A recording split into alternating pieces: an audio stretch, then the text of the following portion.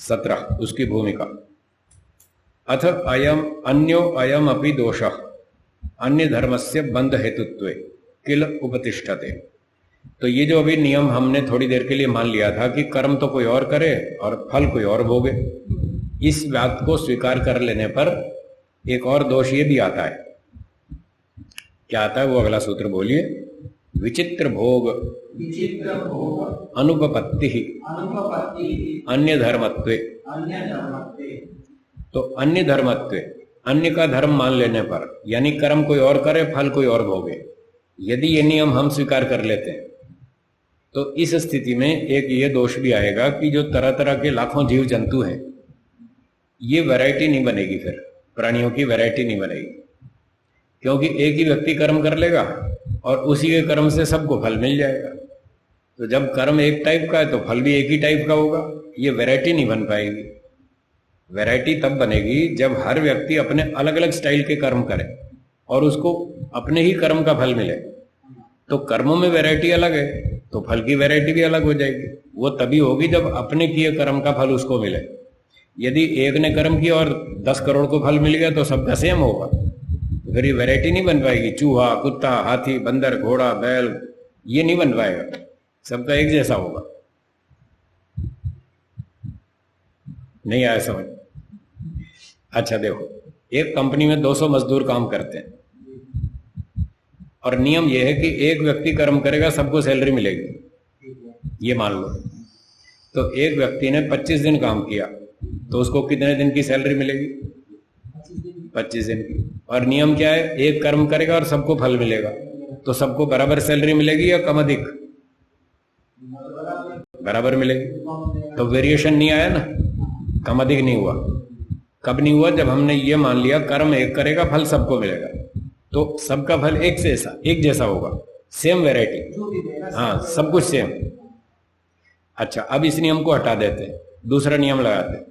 जो व्यक्ति जितना काम करेगा उसको उतनी सैलरी मिलेगी, अपने किए का फल मिलेगा, दूसरे का नहीं। तो एक 5 दिन आया, एक 7 दिन आया, एक 10 दिन आया, एक 12 दिन आया, अब सैलरी में डिफरेंस आएगा कि नहीं? आया ना। तो डिफरेंस क्यों आया?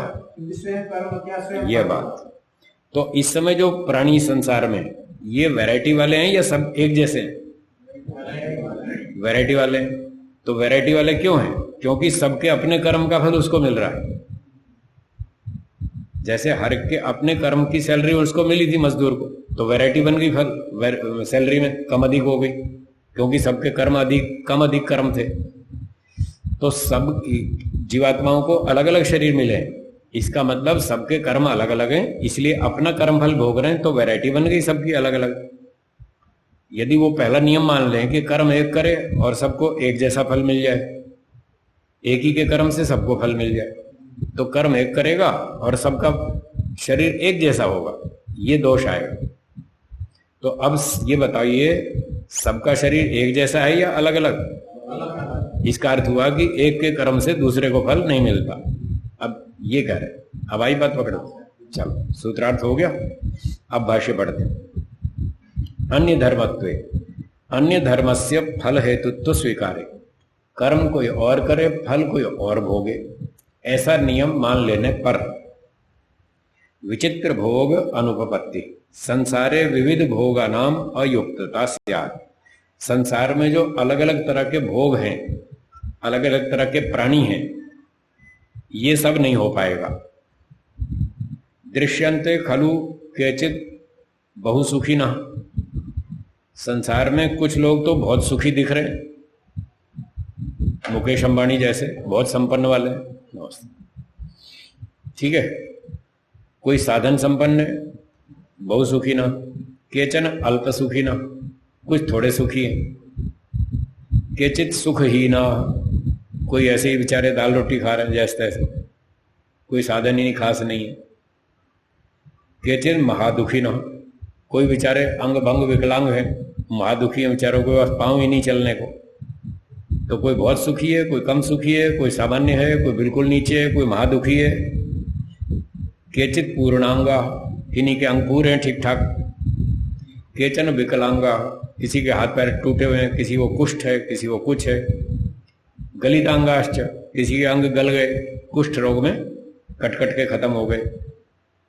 इति एते विविध भोगा न उपपद्येरन, फिर ये वैरायटी नहीं होनी चाहिए। अगर एक के कर्म से सबको फल मिल जाए तो ये वैरायटी नहीं दिखाई देगी जो आज दिख रही है। ये वैरायटी दिख रही है, इसका मतलब सबके अपने अपने कर्म का फल अपने अपने को भोगना पड़ता है, दूसरे का दूसरे को नहीं। यतो अन्यस्य कृत कर्मणः फलम अन्यः चेत भुंजीत, यदि एक के कर्म का फल दूसरा भोगे तो ये वैरायटी नहीं होनी चाहिए। वैरायटी है, इसका मतलब अपने किए का ही फल खुद को भोगना है। जब ये सिस्टम है तो अहंकार और इंद्रियों के किए कर्मों से आत्मा क्यों बंधेगा? वो अपने कारण से बंधेगा, उसके कारण से क्यों बंधेगा? तो ये तो उनकी क्रियाएं हो रही है अहंकार इंद्रियों की, इसलिए ये बंधन का कारण नहीं हो सकता। और ढूंढो और खोजो बंधन का असली कारण क्या है, जिसका जिम्मेदार आत्मा खुद होना चाहिए। ठीक है, बंधन का जो कारण होगा उसका जिम्मेदार आत्मा खुद होगा, अपने कर्म से खुद ही बंधेगा वो, इसलिए और ढूंढो। ये बात नहीं बनी अभी तक, सूत्रार्थ लिखिए। यदि एक आत्मा के किए कर्मों से, यदि एक आत्मा के किए कर्मों से दूसरी आत्मा को फल मिलने लग जाए दूसरी आत्मा को फल मिलने लग जाए तो संसार में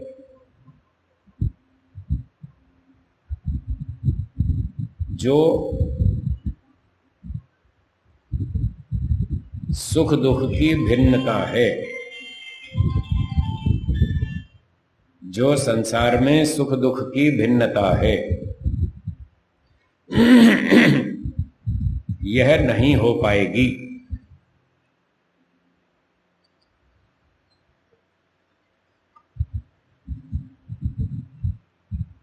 तो सार क्या निकला? अपने कर्म का फल हमको ही मिलेगा, दूसरे का नहीं। तो जीवात्मा के बंधन का कारण भी वो ऐसा ही होना चाहिए जो उसने खुद गलती की हो, उसी की गलती से वो खुद बंधेगा, ये न्याय है। तो ढूंढो आत्मा की और कौन सी गलती है जिसकी वजह से बंध गया वो, और ढूंढो।